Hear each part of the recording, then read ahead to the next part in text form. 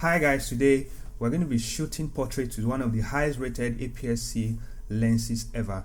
It's the Sigma 30mm f1.4 lens. My name is Godwin and welcome to today's video.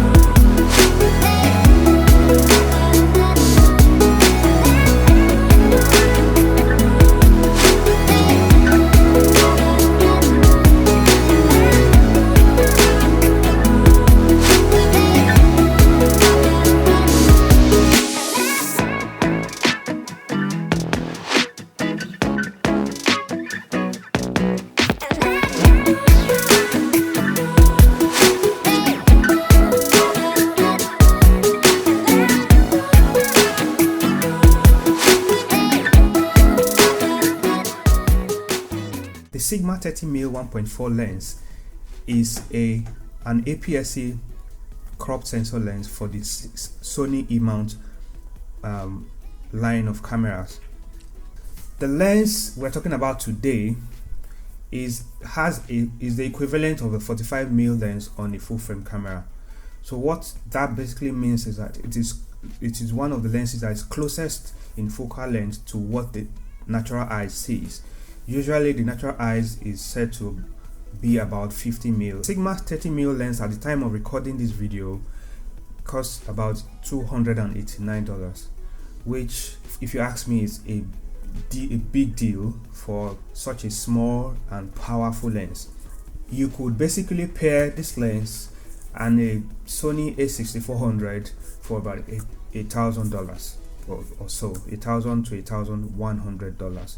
And that is a good kit to start with if you are a beginner photographer, for example. I think Sigma has created some of the best lenses, no doubt, in the industry. This lens is incredibly sharp, even at f1.4, which is the widest aperture that it has. The f1.4 on this crop lens is about the equivalent of f2 on a full frame lens, basically. So you're still getting good bokeh. There's a beautiful separation between your subject and the background. Sony produces some really heavy lenses, especially for their full frame cameras.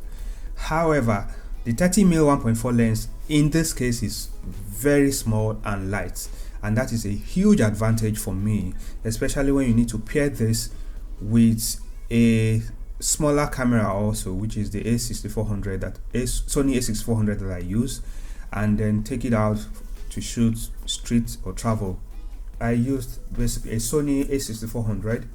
I used the Sigma 30mm f1.4 lens.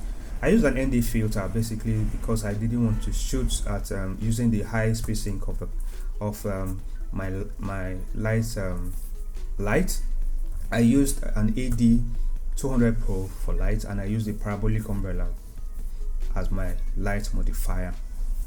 One of the cons for this lens is the fact that there is no image stabilization in the lens. That is not a deal breaker for me, because I could do without image stabilization when I'm shooting portraits, when I'm shooting photographs, and considering that it has so many other advantages, I could forgive the fact that it doesn't have image stabilization. And lastly, because of the price, it's just less than $300, which is incredibly affordable in my own opinion. So the con is something like I can easily deal with. I hope you enjoyed some of the behind the scenes of the video and some of the results we got from shooting with the Sigma lens, and I hope you subscribe to this channel, like the video, click on the bell notification button, and I'll see you in the next video.